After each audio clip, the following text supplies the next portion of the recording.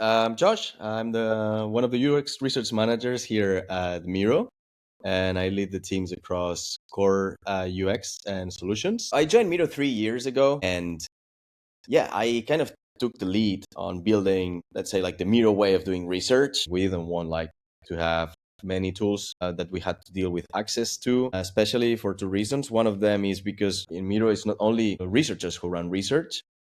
We put like a lot of effort in, like enabling others in running their own research. The second is pricing, right? Like you also want to keep the budget limited to what you actually need. At Miro, we are very lucky that we have a community that is very active and very keen to always, like help us improve or co-create or whatever we have in mind to build and innovate with them. What kind of got our attention, I think, more of a great question, is that it was one of those catch-all tools, but like the new generation, right? Like I always say, the great question are the new kids on the block and trying to do what these tools traditionally have tried, which is like an end-to-end workflows for UX research, but doing it in a way that it's like sensible to researchers, right? And you could see that by the amount of detailed features that as a researcher you have to smile as like, oh wow, they really get it. Obviously, one of the benefits is streamlining,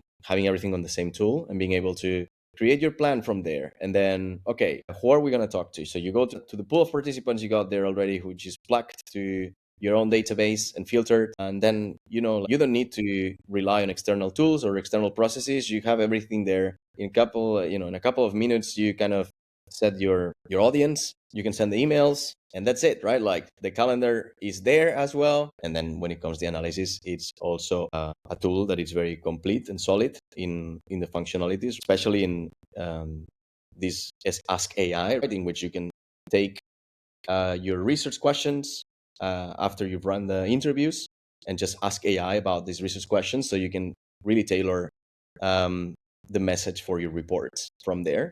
And then you can link that to the clips. Once you meet Sarah, you wonder, like, what have you thought CSM was doing before? She's incredibly proactive and always there. I'm so happy that I can reach out to her directly on Slack anytime. She's more than keen to jump on calls and to train the team. And yeah, it's totally one of the reasons in which, like you see the people working on that company, you know that that company is cooking something good. This is not like other tools. There are like all these small details you wouldn't expect to find that really talks to you as a researcher, right? It really resonates. You can really tell that Great Question is building a tool for researchers and they understand our role. What is surprising but good in a good sense, right, is how permeable Great Question is to suggestions and how fast they move with that, right? Like they transparently show like the roadmap and where a Great Question is heading